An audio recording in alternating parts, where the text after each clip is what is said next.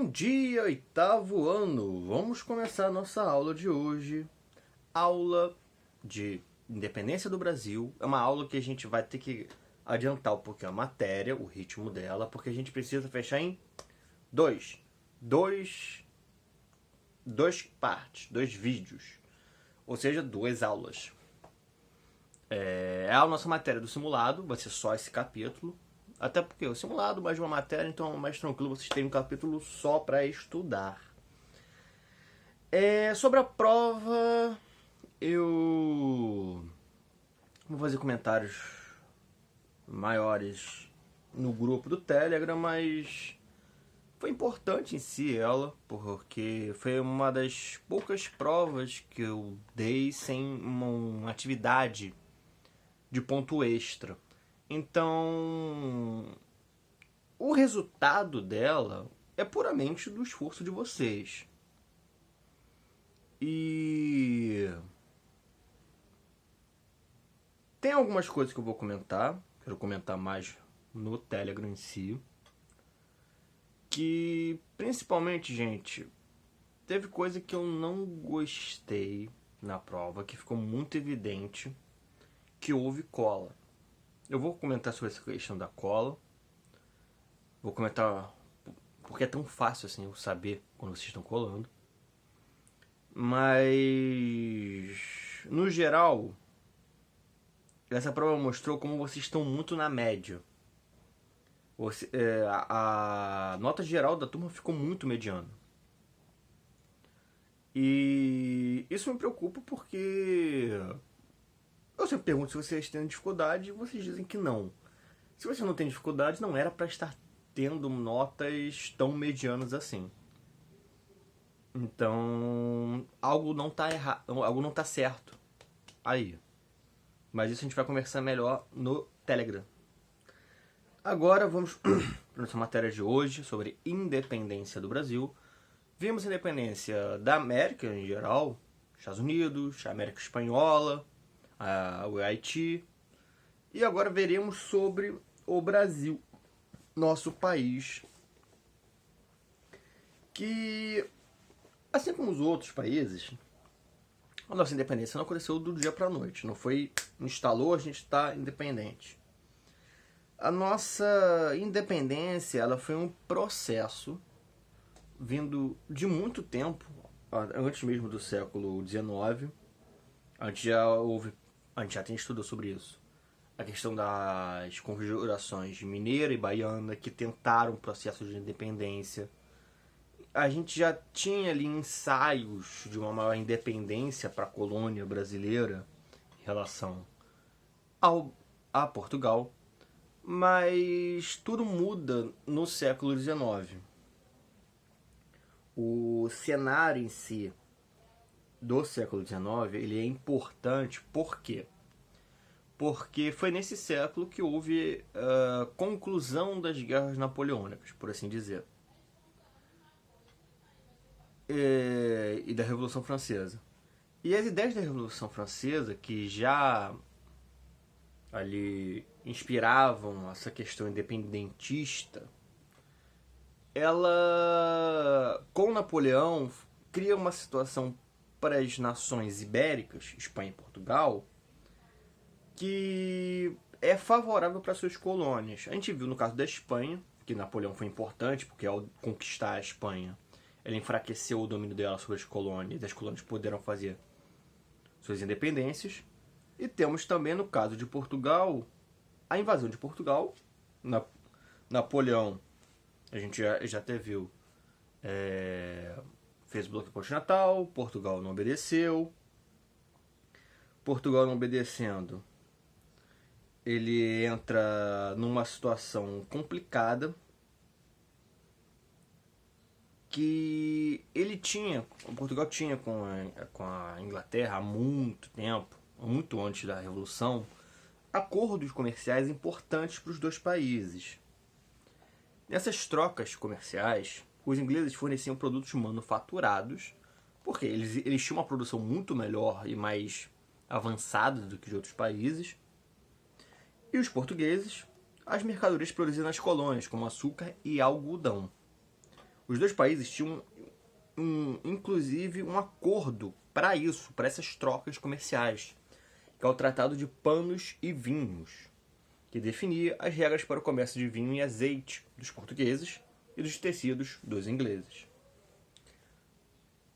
E esse acordo comercial é o que preocupava o Napoleão, porque ele abastecia a Inglaterra de coisas que conseguia fazer a população ficar sustentável ali na ilha. Então, ele queria acabar com isso. E quando Dom João não aceita acabar e faz aquele jogo de dizer para os dois lados que tá de acordo com o que foi imposto, ele eventualmente é descoberto, Napoleão cumpre o que ele falou, manda uma força para invadir. Só que o Dom João, ele já tinha um acordo com os ingleses, de que em caso de problemas, os ingleses ajudariam eles. E qual foi essa ajuda? O Portugal tinha há muito tempo, isso geralmente os livros de vocês não chegam a falar sobre, mas eles tinham um plano de, em caso de uma situação muito ruim na Europa, que o exército português não conseguiria garantir a sobrevivência e a segurança da família real, a família real iria ir para uma das suas colônias. Na época, esse plano foi logo trazido à tona, porque era a oportunidade em si que eles tinham de conseguir manter o seu território, seu domínio territorial, e não serem pegos por Napoleão, que seria horrível para eles. E a Inglaterra aceita ajudar eles. A Inglaterra, ela faz a escolta da família real e da corte real, porque não vieram só o rei, veio também os principais nobres com o rei. E eles vêm dos navios portugueses, escoltados por ingleses, para o Brasil. Chegando primeiro na Bahia e depois, finalmente, no Rio de Janeiro, a capital da colônia ali, da então colônia Brasil. E em 1808, cerca de 4.500 pessoas desembarcaram no Brasil. Para vocês verem quantas pessoas eram. Mas, professor, tinha tanto nobre assim? Não, tinham os nobres, mas também tinham seus servos, tinha alguns marinheiros, algumas pessoas do exército português que vieram também. O Dom João não veio sozinho no navio, gente. Ele veio com o pessoal mesmo. Só que isso também gera um problema para ele lá, porque o povo português se sentiu abandonado. O nosso líder fugiu. O que é isso? Que líder é esse que deixa a gente aqui enquanto tem um exército para invadir? Essa parte de Portugal a gente vai voltar depois, mais pro final da aula. Mas é uma situação complicada para Portugal, mas para o Brasil foi completamente proveitosa. A transferência da corte portuguesa para o Brasil causou diversas mudanças no cotidiano da colônia. Afinal, o Brasil foi a única colônia em toda a história que teve a visita de seu monarca. E isso é muito importante. O fluxo de pessoas e mercadorias na cidade aumentou e muitos costumes portugueses foram incorporados pela elite, como no caso das vestimentas europeias. Então, a vinda desse pessoal todo traz mudanças para o Brasil. Inclusive, algumas mudanças não são tão legais, porque estão vindo um pessoal muito grande de Portugal. Aí, antes de chegarem, foram dadas ordens de desocupar casas para elas serem habitadas por esse pessoal que está vindo. Essas casas eram marcadas com papel com as iniciais PR, que é de Príncipe Regente. A casa que era marcada com PR, a família dessa casa tinha que sair da casa, se mudar para outra casa, porque aquela ali ia ser habitada pelo pessoal da corte que estava vindo. Como assim príncipe regente, professor? É aí uma coisinha que eu acho que ainda não foi falada no livro. Então, Dom João, nesse momento, ainda não é rei. Ele tinha sua mãe, se não me engano era Dona Maria, e ela... O termo certo não é louca, mas ela tinha algum problema mental em decorrência da morte do irmão mais velho de Dom João. Dom João não era para ser rei. Dom João, ele era para ser padre. Só que como o irmão mais velho dele morreu, e isso afetou muito a mãe dele ficou num estado que ela não tinha como governar. Ela continua rainha, mas não pode governar. Aí quem governa? O segundo filho mais velho, Dom João. E Dom João, ele é príncipe regente até a morte da sua mãe. Quando a mãe de Dom João morre, aí sim ele vira rei de Portugal. Uma das primeiras medidas tomadas por Dom João ao chegar no Brasil foi assinar um decreto autorizando a colônia a comercializar com outros países, acabando com o exclusivo comercial. Afinal, Portugal foi tomada. Para onde vão os produtos da colônia? Para onde vão os produtos das outras colônias? Porque Portugal não tinha só o Brasil. Tinha Angola, tinha Moçambique, tinha algumas outras ilhas, como Cabo Verde, São Tomé. Eles têm que mandar esses produtos para algum lugar. Para onde vai? Então, ele acaba com o exclusivo comercial por dois motivos. Um, para o Brasil poder também fazer comércio com as outras colônias. Elas poderem concentrar até certa riqueza no Brasil. E dois, para poder comercializar com as nações amigas de Portugal. Porque esse foi uma das coisas que a Inglaterra pediu. A Inglaterra pediu para Portugal o quê? Tudo bem, Portugal, a gente vai te proteger na sua viagem até o Brasil. Mas você vai ter que abrir os portos do Brasil para as suas nações amigas. E, lógico, a Inglaterra está falando, eu quero fazer comércio com o Brasil. O Brasil é uma colônia enorme que vocês têm, muito maior do que Portugal, tem muito mais gente, e tem gente lá que com certeza vai comprar nossos produtos. Então, quero fazer comércio com eles. Então, se você quer minha proteção, abra os portos. Foi isso que a Inglaterra exigiu e, lógico, Dom João, de bom grado, aceitou, porque a alternativa era ficar e lutar contra o exército de Napoleão, o que não era uma grande chance para Portugal. Em 1815, se encerraram as guerras napoleônicas e foi solicitada a Dom João que retornasse a Portugal. Pera aí, professor. Você falou que o povo português não gostou dele ter fugido. Por que eles queriam que ele voltasse? Porque, por mais que ele tenha fugido, o que o Dom João fez era visto assim, foi feio ele fugir, mas foi estratégico. Você não pode condenar ele por pensar nesse plano. Foi um plano bom, deu certo. Portugal enfrentou problemas? Enfrentou. Lá, apesar do exército napoleônico invadir, a população em si, o restante do exército, lutou contra as forças invasoras e teve auxílio de tropas inglesas. E o problema todo é esse. Esse auxílio foi comandado por um almirante inglês. Só que esse almirante inglês não queria sair de Portugal. Ele queria ficar lá, enquanto o Dom João não voltasse. E o povo estava expulsando essa pessoa para Dom João voltar. Porque eles tinham um receio ali do que podia acontecer se Portugal continuasse sem rei.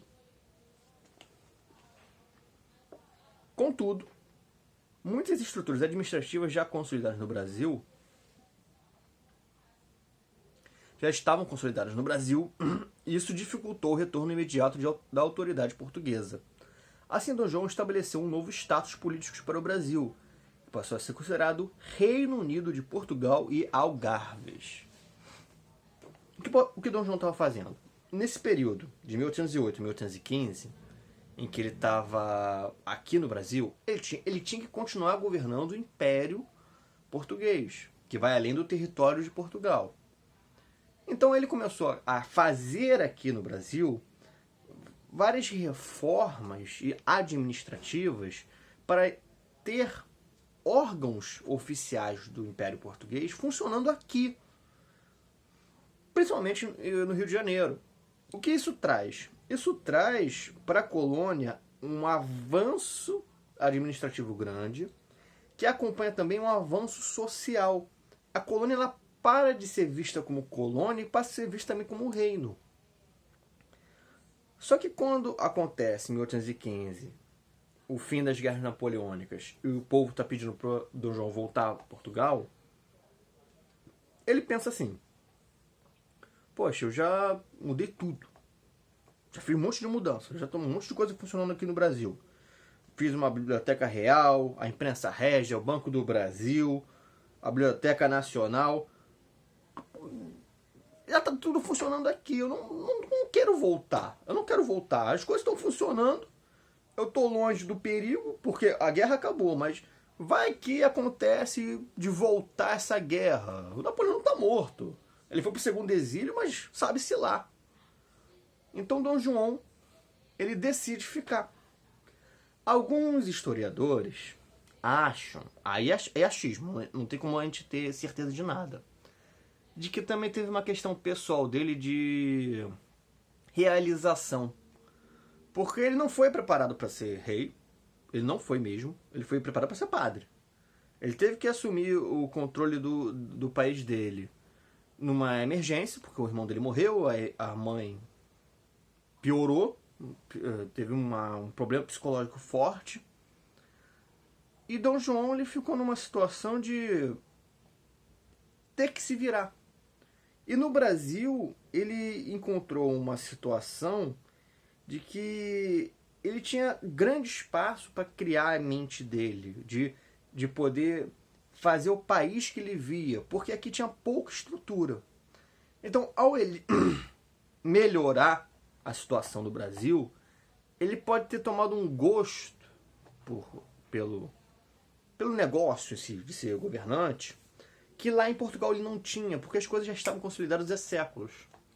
Então, tem historiador que acha que um dos motivos dele não querer voltar é que aqui ele se sentia mais realizado.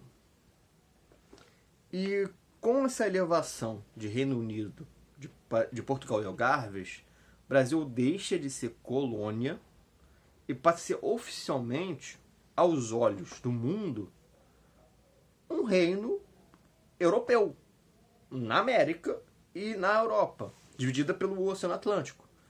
Mas um reino oficial, o que muda completamente a cara do Brasil, digamos assim, até para outras nações.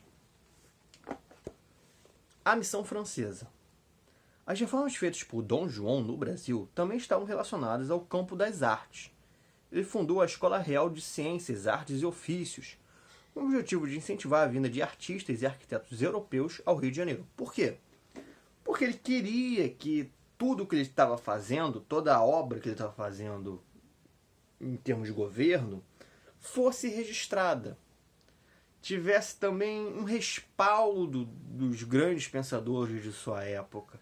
Então ele faz isso para atrair esse grupo, para atrair grupos de pessoas, cientistas, artistas, pintores, escritores para o Brasil, para registrarem o que estava sendo feito aqui, o que tinha aqui também, e espalhar pelo mundo essa visão. Em 1816, um grupo de artistas chefiado por Joaquim Le Breton chegou ao Brasil, compondo o que ficou conhecido como Missão Francesa. Um dos principais artistas que vieram ao Brasil foi Jean-Baptiste Debré, que representou em suas obras o cotidiano da população, o trabalho dos escravizados e as cidades brasileiras daquela época. Suas obras são importantes documentos para o estudo da nossa história. Por quê? Porque, como ele fez diversas obras sobre temas cotidianos, principalmente, a gente, através das pinturas deles, os historiadores conseguem estudar mais ou menos o período de maneira visual, porque não tinha fotografia naquela época ainda. A China dependia dos pintores para ter essa construção visual. A missão francesa contribuiu para consolidar a prática da arte acadêmica no Brasil. E aqui a gente tem uma gravura de Jean-Baptiste Debré, representando escravos carregando mercadorias no porto da cidade do Rio de Janeiro. O que a gente aprende com as pinturas dele, por exemplo? A gente aprende qual era a base trabalhadora, infelizmente ainda na época era escravizada. A gente aprende a arquitetura do local, porque já não é assim hoje em dia. A gente aprende até, por exemplo, as ruas, como elas eram feitas. Era de pedra, era de quê as ruas? Tudo isso a gente pode aprender através de pinturas. Porque eram as fotografias, digamos assim, da época. A Revolução Pernambucana. A vinda da corte portuguesa para o Brasil fez com que a cidade do Rio de Janeiro exercesse um protagonismo em relação a outras regiões do Brasil. Afinal, Rio de Janeiro recebeu a corte. O Rio de Janeiro passou a ser a capital do Império Português. E isso é uma coisa importante, porque o que antes era concentrado para Lisboa, em Portugal, agora estava sendo concentrado no Rio de Janeiro. Só que a gente tem uma questão. O Brasil é muito maior do que Portugal. Digamos que esse protagonismo do Rio de Janeiro, ele não se espalha tanto pelo resto do território, como é no caso português, que de Lisboa até a cidade mais afastada, digamos assim, de Portugal, é muito menos tempo e até os recursos conseguem fluir com mais facilidade. Aqui o Brasil não, o Brasil é continental. Os gastos da corte causaram aumento nos impostos, o que gerava insatisfação em grande parte da população do país. Corte, a gente está falando de nobres, nobreza, a nobreza é sustentada em si, em grande parte, pelo Estado, e não paga impostos. Ainda tem que ter em mente que Portugal ainda era no modelo do antigo regime. Então, tem aí uma situação meio ruinzinha, porque o aumento de impostos ele é uma situação que alguns brasileiros veem porque esse pessoal que veio de Portugal veio para cá e agora eu tô pagando mais dinheiro só porque estão aqui. Era mais ou menos isso a visão que estava tendo na época, principalmente fora do Rio de Janeiro. Por quê? No Rio de Janeiro, esse dinheiro coletado ele acabava indo na cidade. A corte não são só as pessoas, é a cidade, a capital em si.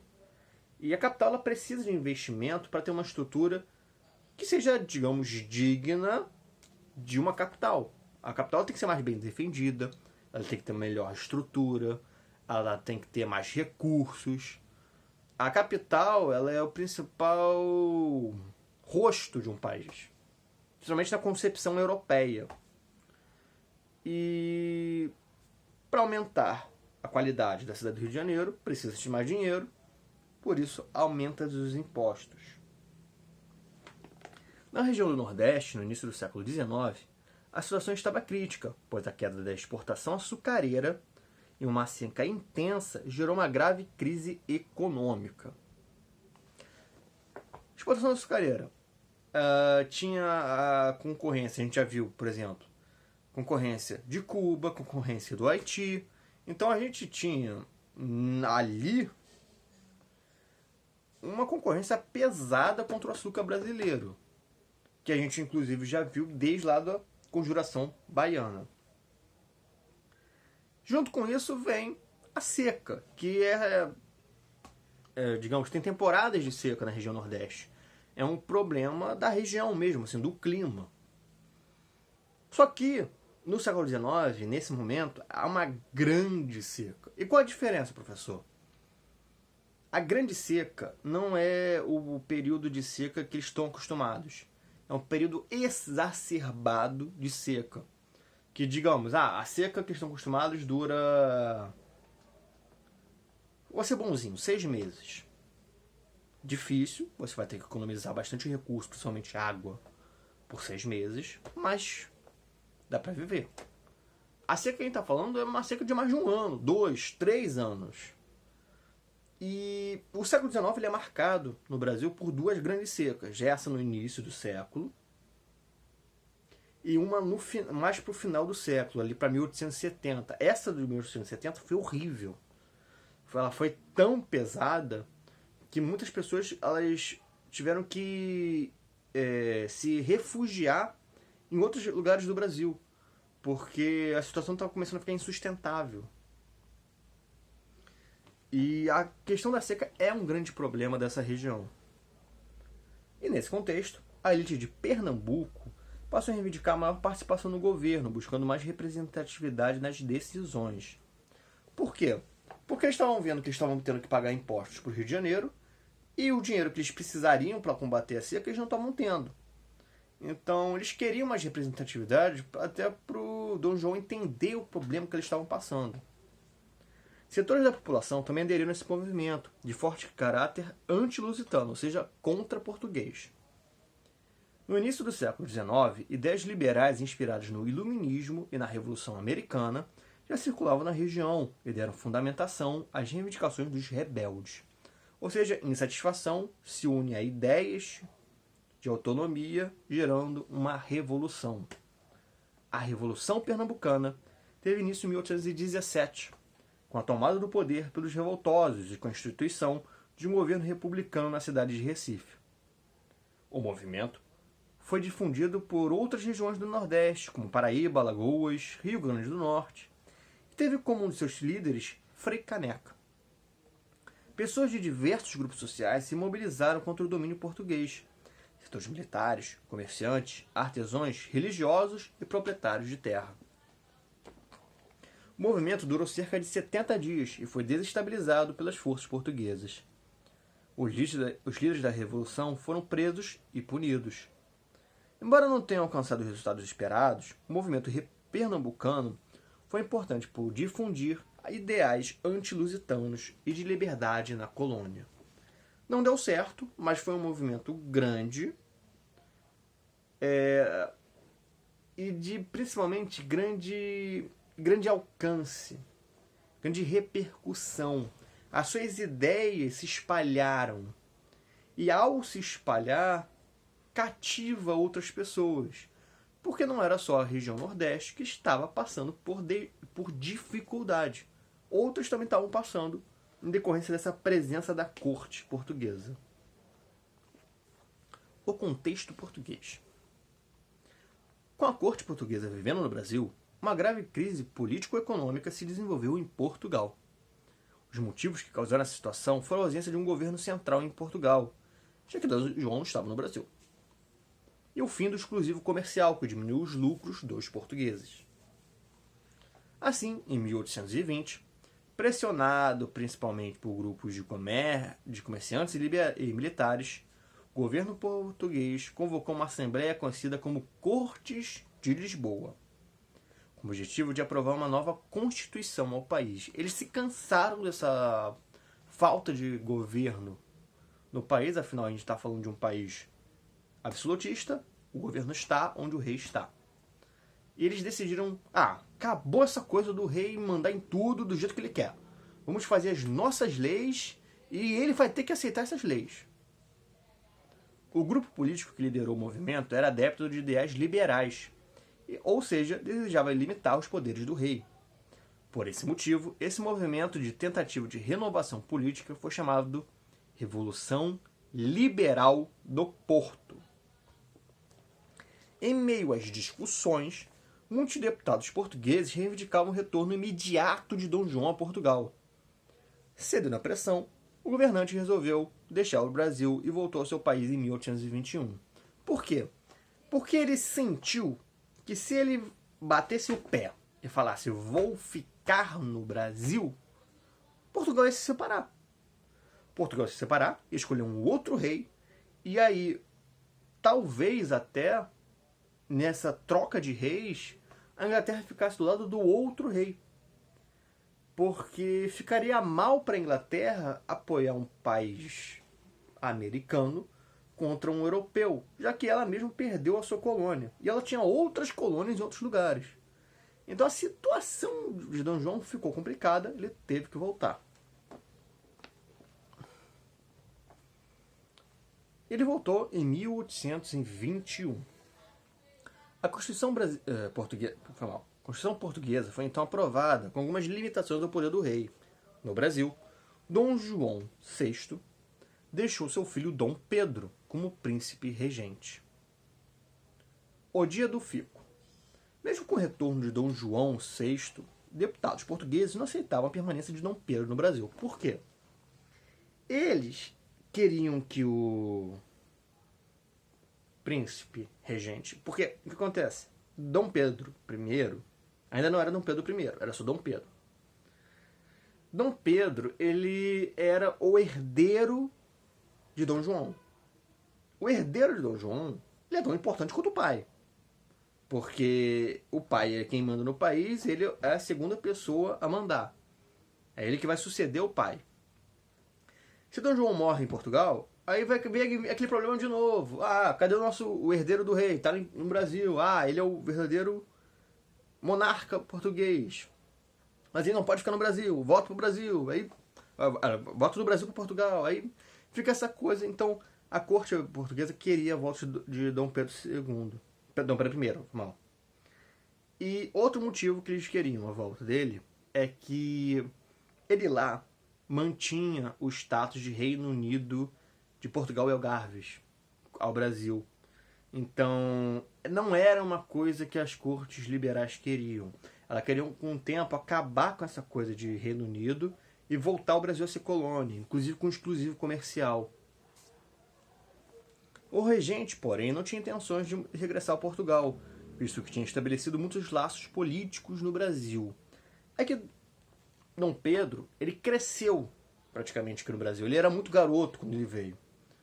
E ele teve um laço afetivo com a terra e as suas forças políticas, digamos assim, estavam todas no Brasil. E os seus maiores apoiadores estavam no Brasil.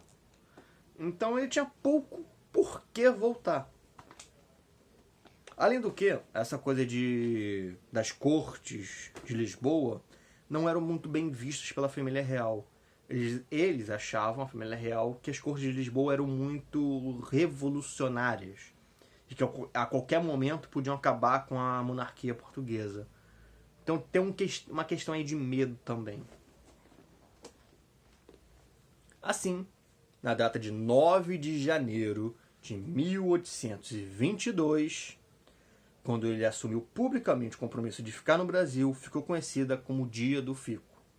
Se é para o bem de todos e felicidade geral da nação, estou pronto, diga ao povo que fico. Essa é a famosa frase de Dom Pedro. Pouco a pouco se configuravam as condições políticas que resultariam na independência do Brasil. Aqui temos uma foto da época em si, de Dom João, na época do Fico. E esse é um importante passo para a nossa independência. Por quê? Porque quando ele ficou aqui, o Brasil ele garante para si uma prolongação nesse status de Reino Unido e também ele ganha um apoiador muito forte. Ele ganha um apoiador muito forte que é o príncipe herdeiro. É a pessoa que vai herdar o trono de Portugal. Então, Dom Pedro ficar aqui foi importante para a gente porque acabou consolidando o cenário ideal para uma independência. Bem, turma, a gente para aqui. O resto a gente vai ver na aula que vem. Vamos lá para o grupo. Quero falar um pouquinho sobre a questão da cola na prova. Sobre a prova em si. Não vou falar nota de ninguém, nunca falo nota de ninguém no grupo. Só comentários gerais em si. E vamos também... Deixa eu parar para pensar...